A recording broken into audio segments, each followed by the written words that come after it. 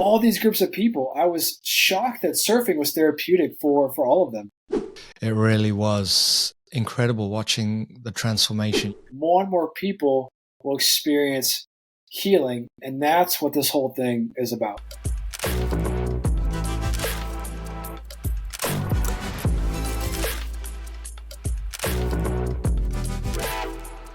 Cash Lambert is the author of Surf Therapy, the evidence-based science for physical, mental, and emotional well-being.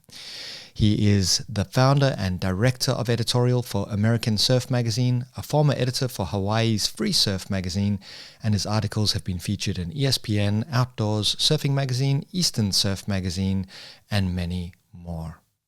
Cash, welcome to the show. Great to have you here. Yeah, thanks for having me. So if there's one message, what would it be for people who are tuning in now that you would like them to take away? The one message would be that surf therapy is real. And that's an answer that I myself am surprised by, because with this book, with my surf therapy book, I started it very curious about whether or not surfing could actually be a form of therapy. When you're talking about veterans with PTSD, when you're talking about police officers with PTSD, you're talking about people with disabilities, children with autism, women healing from trauma. You're talking about very, very complex and traumatic experiences and situations. And I had heard that surfing could be used as a form of therapy for these populations. And so the whole genesis behind this book was right? How could surfing, the act of riding a wave in the ocean, be a form of therapy? And so that was, like I said, the genesis behind this book. And the book, I would say, is about 50% testimonials, 50% hard data that prove whether or not surfing is therapeutic. And I'll give you a hint that the answer is yes. The answer is certainly yes. Excellent, excellent. So before we go deeper, perhaps a little bit of your background. Who are you, and how did you become interested in surfing as a therapy? Absolutely. So great question. I've been surfing for as long as I can remember. I caught my first waves in Waikiki in Hawaii on a massive 10-foot board, and I've been hooked ever since. I've lived in Florida, California, and Hawaii. When I lived in Florida, I attended journalism school at a college called Palm Beach Atlantic University. When I was attending that college, you had to get volunteer hours in order to graduate. And so this was 2010 through 2014. I discovered an organization called Surfers for Autism. They took children with autism and special needs surfing. So I went to the beach to get volunteer hours and didn't realize I was going to experience something life-changing. When I went to this one event in 2010 in North Florida, I witnessed children with autism say their first words. I witnessed parents crying, saying they had never seen their child accomplish something so amazing. I met volunteers who said they had changed their studies, their education, after attending one of these events to something like behavioral therapy or occupational therapy. And so I said, something dramatic is happening here. I spent the next 4 years with this specific organization learning how surfing was therapeutic for children specifically with autism. And then I published that book. And that book was published in 2019 with Hatherley Press in partnership with Penguin Random House. After that book was released, I thought that was it. I thought my surf therapy journey was over. And then I got a phone call from a woman named Chris Promasio, who introduced herself as the CEO of the International Surf Therapy Organization.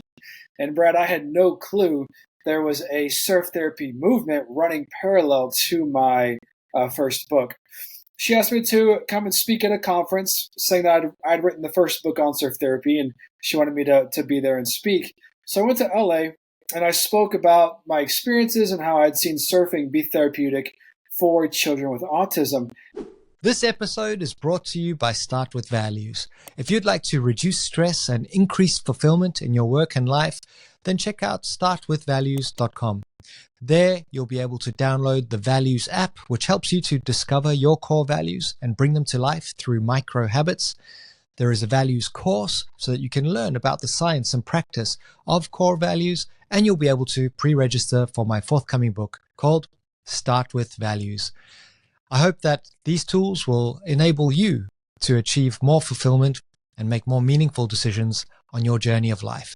Now back to the episode. I didn't expect to go to that conference to listen. That's a really key point.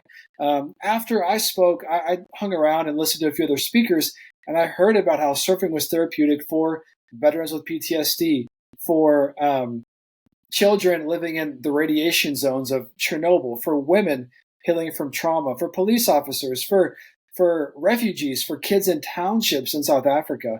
And so I heard all these stories and I said, how is surfing therapeutic, like, for these populations?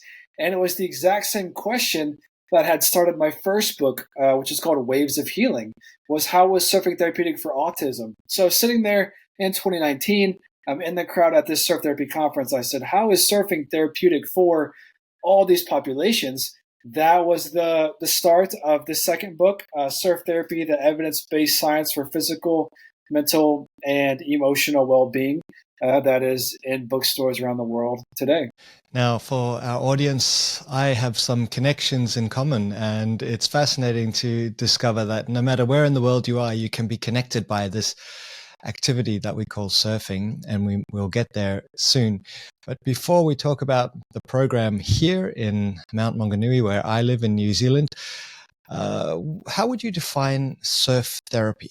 That's easy. That was one of the easiest parts of the book, thanks to the amazing people at the International Surf Therapy Organization.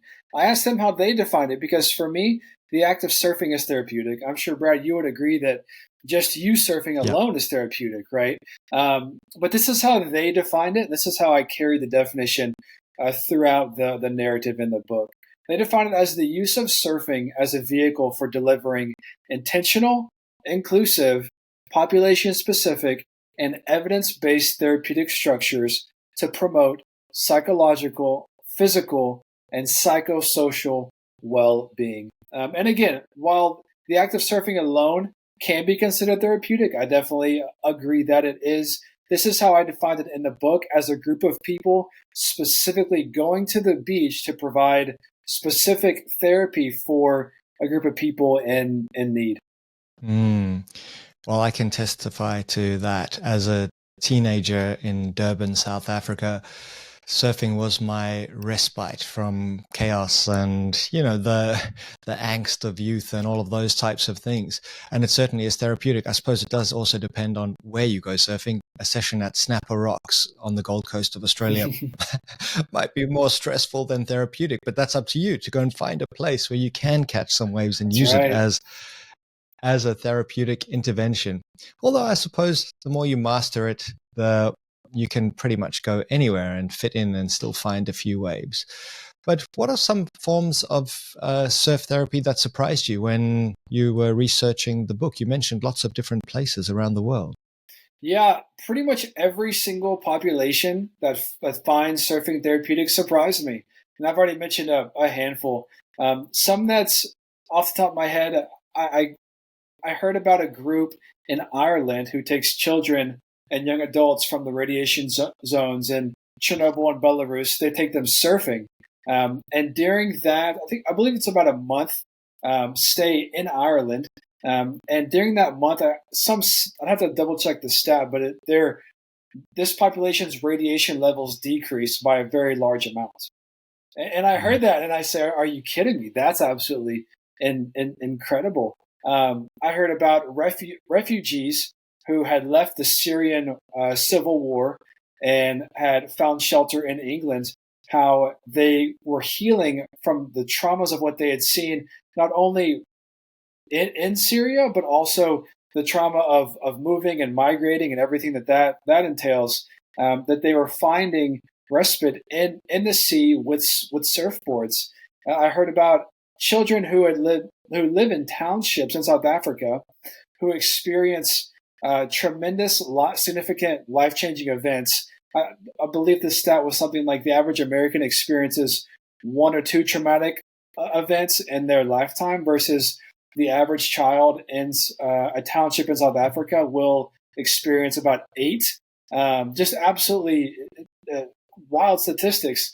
But a group will take these children, these young adults, take them out of the townships, take them surfing, and stories like that I love. I love when I was researching this. That wasn't the only therapeutic aspect of it. It was these children and these young adults then becoming the master volunteers and taking these new kids surfing and the cycle completing. So with a lot of these surf therapy organizations, and this is a bit of a different note, but with a lot of these surf therapy groups, many of the master instructors, the lead instructors, whatever you want to call or define them, were once the participants. Were once the participants that were in need. I heard about a group of guys taking kids in from San Francisco, the inner cities of San Francisco, surfing. These kids had no mentors in their life, and these surf therapy advocates, the group's called Me Water, an incredible group of guys. They are their mentors for grades, for their friends, for all that kind of stuff. So it's amazing when I looked at all these groups. I was surprised by it, but the one narrative that I found was that for so many of them, it was a beautiful cycle of volunteerism, right? To where the people who needed it the most were now the master instructors, and even Live for More. I had no idea that Live for More, with Krista and Jared and that amazing group, I had no idea they were taking local young adults, right, who have been incarcerated or were in that cycle, right, surfing, and that not only was it having life-changing effects, it was having life-saving effects. And there's a very big difference between those two. When you talk about suicide, you talk about cycles of a lifestyle that lead to that with drugs and everything like that. So a lot of similar narratives there, but at the end of the day, all these groups of people, I was shocked that surfing was therapeutic for all of them. Yeah, and having been involved with the Live for More program here in New Zealand, it really was incredible watching the transformation. Not everyone changes, but many do, and many people find a completely new path. It's kind of like a door is opened up that gives them an option that they didn't know that they had, to focus on what they can control, to learn some new skills, to build confidence. One of the common patterns I saw with the young men in the Live for More program was just incredibly high anxiety, and the whole wraparound program, surfing, but it's also beyond that, helping them get driver's licenses and helping them to look after themselves and be on time for job interviews. It was incredible just seeing how they started building their self-confidence. And surfing can help you with that as well. You've mastered a new skill. You're finding a little bit of that flow state that maybe you didn't have before. Yeah. So Right. surf therapists, I'd love to hear a little bit more about some of the people who actually run surf therapy. What drives them? What motivates them? Is it an act of service? Passion and not profit. I can tell you that surf therapy, the sector is small, but it's exploded in recent years. The majority of the people that I spoke with who are leading the charge, right, or a lot of the pioneers of the sector, are people who were passionate surfers, right, and they had their own challenges, and they found respite in the sea. And then after that, they said, if this works for me, then this can work for other people. I think of Krista at Live for More, right? She was an avid surfer. She was seeing the limitations of therapy conducted inside four walls, underneath a bright white light, with someone you don't really know. And she said, I wonder what can happen if I can get these guys to the beach. And the rest really is history for Live for More. That same story, Brad, is replicated in Australia, England, the east coast of the U.S., the west coast of the U.S., Ireland, over and over and over again. And I've even met a couple of people who risked their license, right? A clinician's license is very difficult to get, very time consuming, can be very expensive as well. It's a huge challenge. Several of them risked their license to do exactly what we're talking about, right? One in particular, a guy, his name is Joel.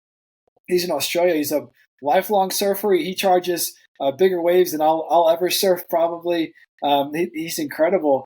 and he was a clinician. And one of his clients, one of his patients, was a former surfer and wanted to get back in the water. He said, "If I can just get back in the water, I think all this will this would help tremendously, right?" And so, but Joel went to the tried to make it happen. It wasn't allowed. So Joel risked his license, knowing how surfing was therapeutic for himself, to take this guy to the beach, and saw, again, life-changing and life-saving results. After that, he left the hospital that he was practicing in and started the Waves of Wellness Foundation in Australia. And they have saved so many lives. They have had such an impact from so many different levels that could be a podcast in and of itself. So it goes back to a passion, to people saying, "Hey, this worked for me." And again, most of these pioneers, I'll call them, they were doing this before there was any data. They were doing this before I'd written my first book. They were doing this, a decade ago, when the only data that they needed was how was their past experience with it, right? And how they knew it was helpful for them. And so that single step, that is the foundation that the surf therapy sector has now built upon. And that surf therapy sector is now 2 or 3 stories, high, thanks to risks like that. But I do want to note, it may sound a little bit Wild West, and it has been, but one of the greatest things now about the sector is that kind of Wild West mantra is kind of the past. There's a lot of training programs, a lot of accreditation requirements in order to be on the beach with one of these given organizations, right? To be able to put your hands on a participant to help push them into waves, you have to go through training. Because at the end of the day, you're dealing with people who've been through tremendous trauma. You don't want to make it worse. If you think about someone who has a spinal cord injury, the last place they probably want to go to, Brad, is the ocean, right? For obvious reasons with their physical limitations. So there's been a lot of progress with that, with accreditation. And so the sector has become a lot, very safe. And the other part with that is the data. When I began my first book, Waves of Healing, there was only one book, really, Walsh J. Nichols' Blue Mind book, that talked about this concept of ocean therapy. There was only one study by an incredible woman named Carly Rogers that talked about the effectiveness of surf therapy that had been published in academia. Now you're looking at dozens and dozens and dozens of peer-reviewed studies that have been published. And the goal there, and I'm kind of taking this a different direction, Brad, but the goal there is so that this can be a more recognized form of therapy, right? So that it can be it can be paid for by insurance. It can be referred to by general practitioners. So that it can be a legitimized form of therapy, because to do that, you have to have the data. And the last note I'll say before letting you jump in, Brad, and is that for some of the things I just mentioned, it's already happening. In the UK, if you are a young adult with symptoms of depression, you can be prescribed surf therapy by a general practitioner to the WAVE Project. If you're a police officer, also in the UK, and you are experiencing forms of PTSD, which the majority of police officers do, given their line of work, you can go experience a form of surf therapy with SurfWell. So a lot of the things that we want the future of surf therapy to be, we're already seeing it, and the UK in a lot of these ways, right, is really leading the way for this. But all that to say, it was the Wild West. Now it's a lot more training and focus on the participant, as it always has been. And with the future, the goal is to get it to be a legitimized form of therapy, so that more people can experience it. More people don't have to experience the side effects, the unwanted side effects of certain medications. So that more and more people can experience this form of nature-based therapy. Very interesting. How would you or researchers collect that data to understand what the real changes are? Was there a standardized approach, or has it been done by multiple different researchers over the years?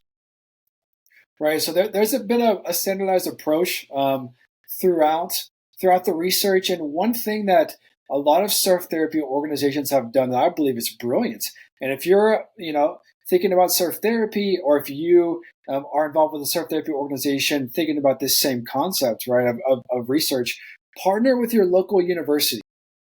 There's bound to be a local, maybe it's a community college, maybe it's a local university near you within a couple miles, because there's likely going to be a handful of people who are looking to do data, looking to do studies for a graduate program, for a doctorate program, and your organization is perfect for them to get that done, but also so that you can then take that data and you can take it to where you need it. Maybe that's funding. Maybe you say, hey, I'm looking for funding. That's what you can use for that. There's so many examples of organizations who were needed studies done, and they didn't really have the means to hire an outside research group. Those can cost tens of thousands of dollars, right? So partner with your local university, but that's been the thing is standardized tests and then measuring it over time. And of course, that looks different from country to country. And then getting it published in a peer-reviewed study, which takes time, right? Peer-reviewed. There's a bit of a long runway there, but that's been the trajectory. And if you have any more questions about that, I would recommend reaching out to the International Surf Therapy Organization, because they can point you in the right way. And along with that, there's been one person, Dr. Jamie Marshall, who has pioneered the first ever surf therapy PhD in the UK. So again, a lot of progress has been made, and Dr. Marshall, he's responsible for a tremendous amount of the surf therapy research that has come out to date. So a lot of amazing things have been coming out of that research. And yeah, if you're looking to learn more about that, definitely reach out to ISTO, the International Surf Therapy Organization. Nice. It sounds like the UK is kind of leading the way, which is interesting because many people wouldn't associate the UK with being a surfing destination, although I spent quite a few years surfing the coasts of Cornwall. Interesting. Is that true? Are there other countries that are also really making progress? Well, the UK is exactly where I wish me and many others wish that the US was. Like I said, in the UK, SurfWell exists for police officers with PTSD, and that is, Brad, that is taxpayer funded. That is a taxpayer funded form of therapy. How did they do that? It was two police officers who said, "Listen, we know how healing surfing can be. Let's try to get other police officers to experience it." They partnered with the University of Exeter, really renowned university worldwide. The University of Exeter did a 14-page study on its effectiveness over a good bit of time.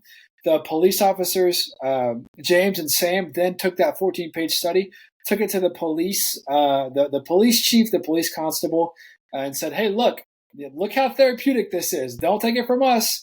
Read the data." And the police constable read it, and they said, "Wow, the data is unanimous." And so it is taxpayer funded. With the WAVE project, like I said, you can be given a referral through a general practitioner, as long as that general practitioner knows the WAVE project, knows surf therapy. So there's a bit of a knowledge gap there, right? Not all doctors know about it, but some do, and that's how they can be referred to, a referral. There is also the WAVE. The WAVE is in Bristol. It is a wave pool that provides, among many other things, surf therapy. So if you live inland, if you can't access the sea, you don't have the money, the means, the transportation, boom, you can go to this wave pool called the WAVE. It's an incredible facility, and experience surf therapy inland. And that's also, that's when you talk about the future, Brad, that's where the sector wants to go, is more and more wave pools.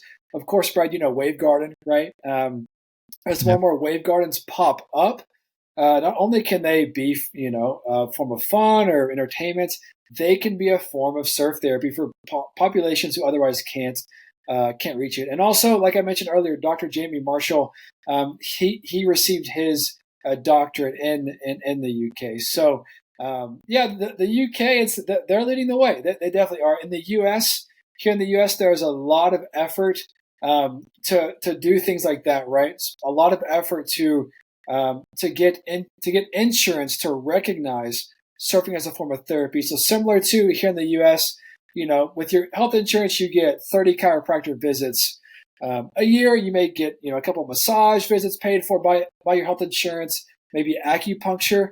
A lot of organizations and ISTO collectively are working to try to get surf therapy to be recognized in that same vein. To do that, data, data, and that's exactly where the surf therapy sector is pushing and collecting more data so that is not in the too distant future, right? So that it's in the very near future. Very exciting. What are some of the challenges that surf therapy operators face? Probably the biggest challenge is a challenge that many other people working for passion have, and that's funding. Funding again, because surf therapy, even though it's grown, it's 5, 10, 15 years in the making. Funding can still be a challenge, and so for surf therapy practitioners, if you're constantly working, constantly helping others, you might experience burnout, and you're doing it for not that much money, right? Burnouts can be a big challenge along with that, in addition to funding, and so that's the biggest thing right now, Brad, is that if we can continue to fund the sector, then we can continue to provide for a lot of these practitioners, because for many of these practitioners, this is a side job, right? To where they're not doing it full time. In some ways, when I think about Surfwell in the UK, that's their full time job. You have police officers who their full time job, Brad, is to provide surf therapy interventions, which is absolutely incredible. And so that's the goal here in the U.S. and then even worldwide, is that as it grows, we can get more funding. You can prevent burnout, right? And increase the amount of practitioners, because as surf therapy grows, you're seeing the need grow. More and more participants. What do you need?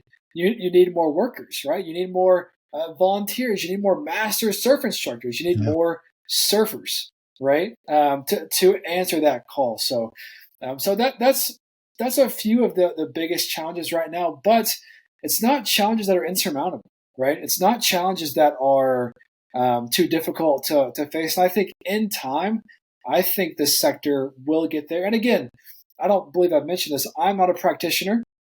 I am not. I hold no license.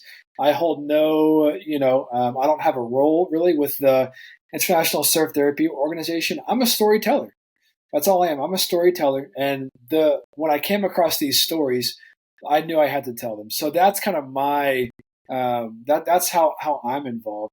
But all that being said, I just want to see the sector grow, because I can see how much it can help people, and it's growing. But with this growth in time, I think all these struggles, I think they'll be they can be answered.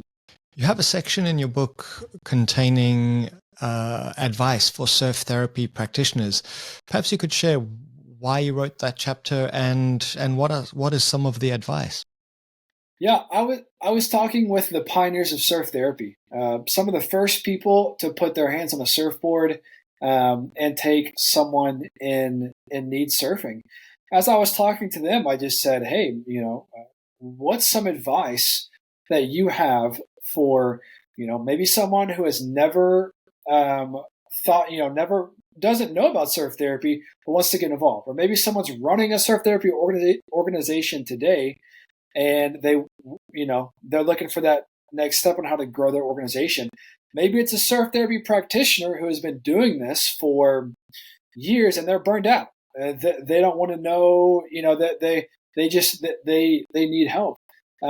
So that's why I did it. And I'll flip to the book here, Brad, because some of these some of the advice that I received was incredible. And again, this book is geared for the surf therapy community, the surf therapy practitioners. So in the back of the book, again, like you said, it's a curated list of advice.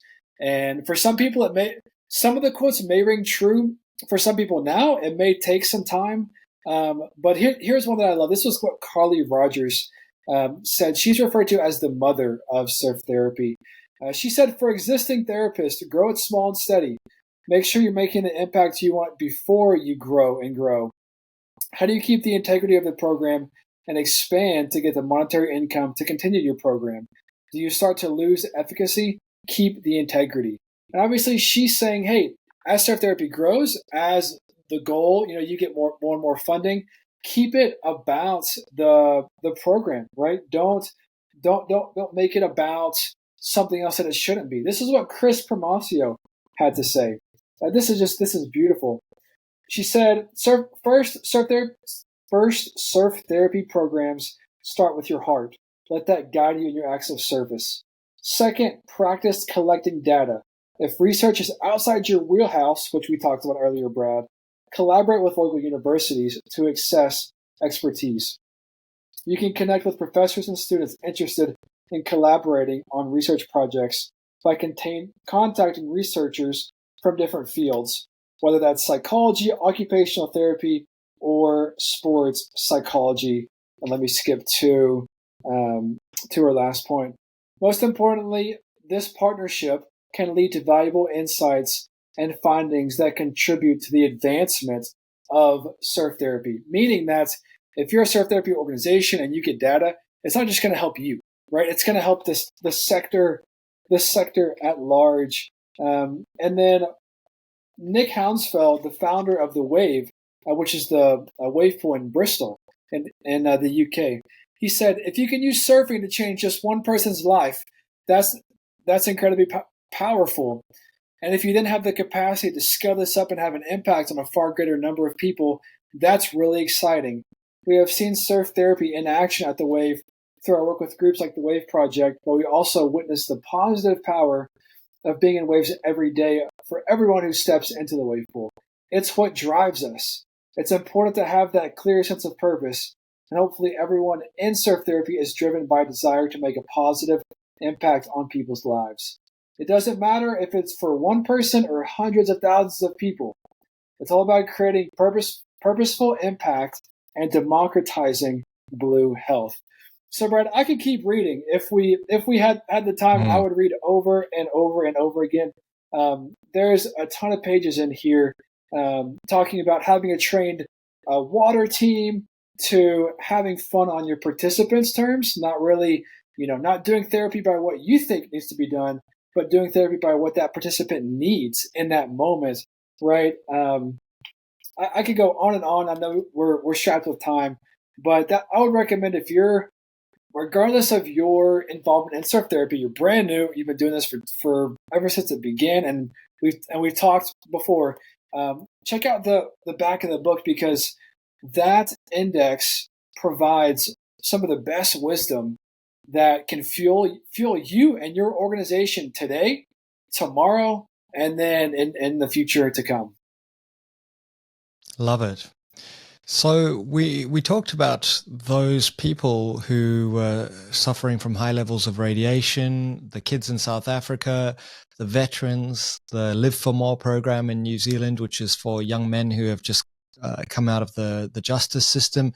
Any other examples or use cases for surf therapy from around the world?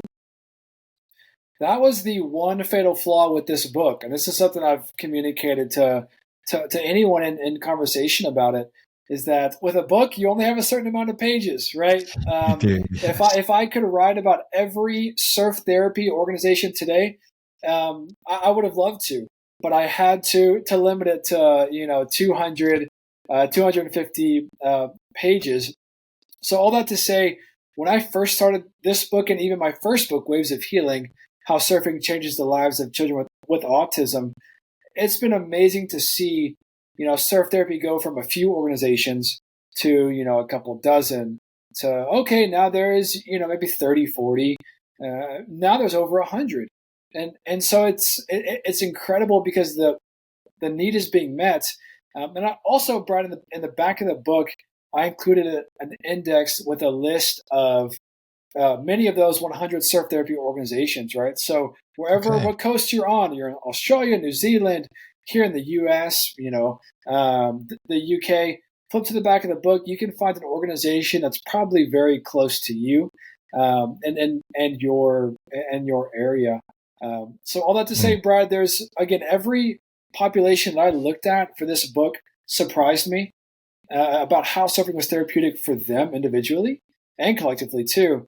And as I look and I see these other organizations meeting new needs, right? Cystic fibrosis, other special needs.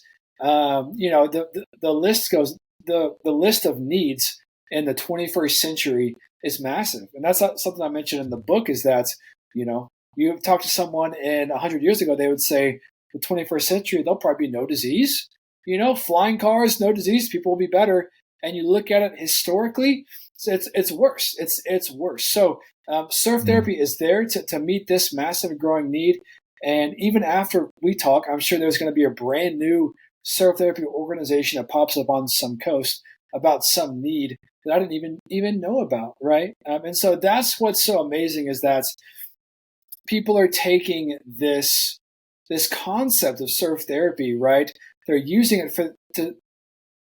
it for other people, and they're going to keep using it for other people in the future as more and more needs arise. So it's going to keep spinning, and it's a lot like the ocean, right? There's constantly waves, there's constantly the tide, and I truly believe that that's what surf therapy is that it's going to be constant and growing to meet all the needs that we as a human race really have.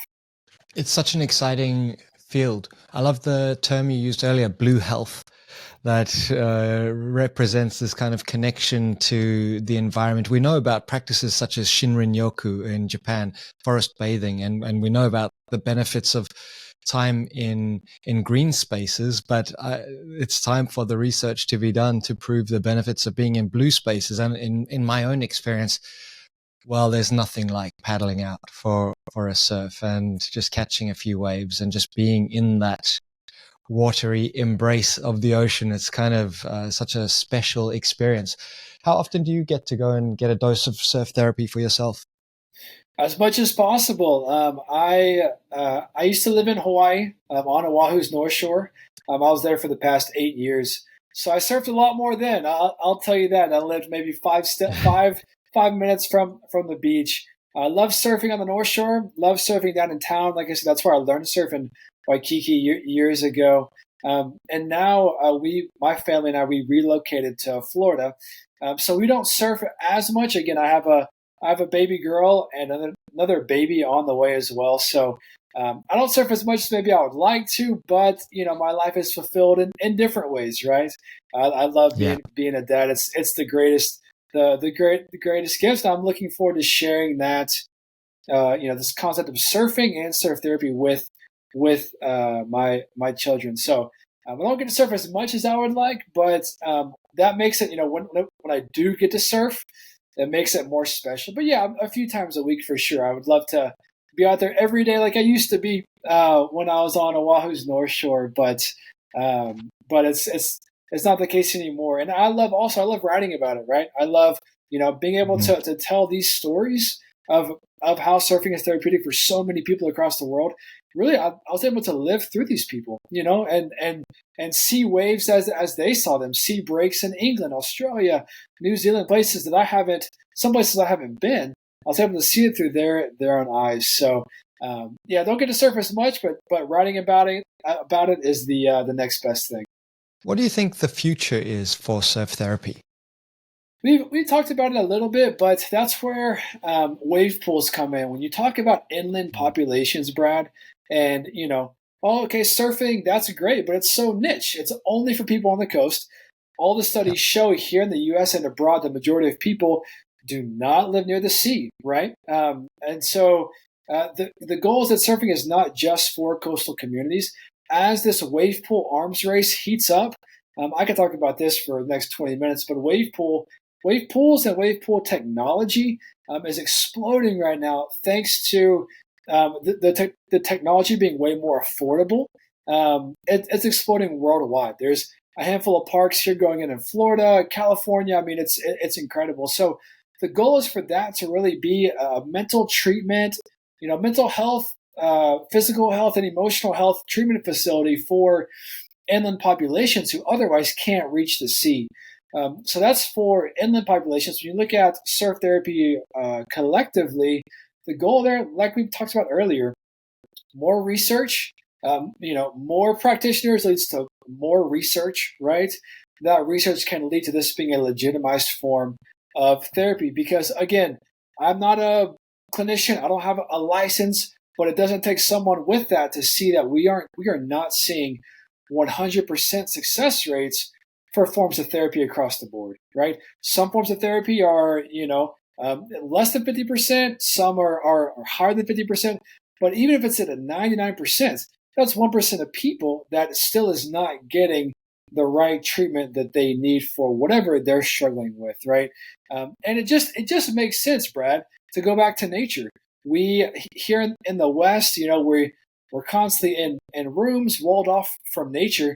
And that's why in the book, I dug in some archives to find out if Native Hawaiians were using surfing as a form of therapy. And while I could not find a definitive yes, the word surf therapy is exclusive to our 21st century lexicon. I believe the term is maybe 7, maybe even 10 years old at the most. But there are hints that Native Hawaiians were doing this. There's tales of Native Hawaiians doing this and experiencing therapeutic effects from it. So there's a lot of answers in nature. Is it a one size fits all, Brad? Is it going to cure everything? No, that's not really the way that we view surf therapy, but it can help. It can help in so many ways, from mentally, physically, emotionally. The community aspect, like you were mentioning earlier. So surf therapy as a part of nature therapy can certainly help, and that's going back to your question. What the future is? That's the future is, and that's what the goal of this book is to tell as many people about it. Try to help get as many people who need that form of therapy, get them on surfboards, get them plugged in. And for those who are looking to be a volunteer, looking to be maybe a future practitioner, or looking to answer the call and to be a leader in the space, for them to find out about it and get plugged into ESTO or some other organization and really answer the call to collectively grow the sector. Because with that, if the sector grows, continues to grow, more and more people will experience healing. And that's what this whole thing is about. Amazing. For anyone out there who would like a tool to help measure the efficacy of their programs, I'm very happy to provide access to the Resilience Institute's assessment. It's an evidence-based tool that measures 50 factors that contribute to mental, emotional, and physical well-being and fitness. So please do get in touch. That may be of use for measuring, especially with adult populations. So just wanted to mention that. Cash, how can people find out more? What would you like our viewers to do? And of course, we'll share some links in the show notes, but what would be your ideal? Yeah, check out the book, Surf Therapy. It's available wherever books are sold. So wherever you find your books, right? That's Amazon, Barnes and Noble, Walmart, Target, any of those, or abroad as well. Go into your local bookstore. If they don't have it, just ask them to order it, and they can get it for you. Check out the book, and then I would say flip to the back of the book where you can find the index. Find a local surf therapy organization to you, and either get plugged in, volunteer, get involved, or if you're looking to start your own surf therapy organization or anything like that, go to your local organization, ask them for tips, ask them for what they did right, what they did wrong, ask them for that kind of advice. So yeah, grab the book, check out the index, and get involved, and also check out the International Surf Therapy Organization. They're kind of the hub of all of this, and they're great people. They put on workshops. They put on once a year. They'll put on a live conference, and you can attend it in person or virtually via Zoom or some another app like that, and get involved with them too. So either way, the whole goal of this book is to really educate, one, but B is to really help turn that education into action. So grab the book, check it out, and if I can be of any resource to anyone, my website is cashlambert.com. Reach out. I'm also on all social media handles. Anywhere I can help point you in the right direction, I certainly will. Thank you, Cash. It's an exciting time. And as mentioned at the beginning, we have that connection in New Zealand. I followed the Live for More guys around and made a little film, which is available on YouTube. We'll include it for those who are interested. Any other recommended films or movies or videos if people are interested in what does it actually look like? Yeah, great question. Your film was phenomenal, Brad. That was a huge Thank you. resource to me, and I would definitely point people to that if you're looking for something emotional, powerful, tear jerking, all of that combined and more. That's how I would describe your documentary. Thank you. Just incredible testimonials, incredible data. Live for More is one of the greatest surf therapy programs that I know of. I could talk about that for hours. If you're interested in specifically autism, I would examine my first book, Waves of Healing. Waves of Healing, How Surfing Changes the Lives of Children with Autism. It's also published by Hathley Press in partnership with Penguin Random House. So it is available where all books are sold. You can look at, with that book, it shows specifically how autism it is, what autism is and how surf therapy can help it. And then, I would, beyond that, I would check out, again, Easto, and I would just honestly stay tuned. As this sector grows, I've come in contact with a handful of people recently who are doing documentaries, writing research projects, writing research proposals, with the goal, like we've said, to grow and to push this sector really into the stratosphere. So I would say stay tuned, because there's a lot of good stuff by a lot of amazing and smart people being worked on right now. And I truly believe that the future is more healthy and really is more nature-based with a lot of the things that I see being worked on today. Awesome. Cash, it's been a pleasure. Thank you for your time and congratulations on the book. It's fantastic. I've read it and I highly recommend it for anyone who's interested in interesting interventions, new ways to help people overcome some of the obstacles and challenges of our modern life. And for those who actually might want to become a practitioner, it is your go-to guide. So, Cash, any final thoughts for those who stuck with us to this point? No, thanks for listening. Thanks for checking out the podcast. Check out Surf Therapy, and if I can be a resource to you at all in any way, let me know. Thank you, everyone. Please do check the links in the show notes. Get yourself a copy of the book, and we'll see you in the next episode.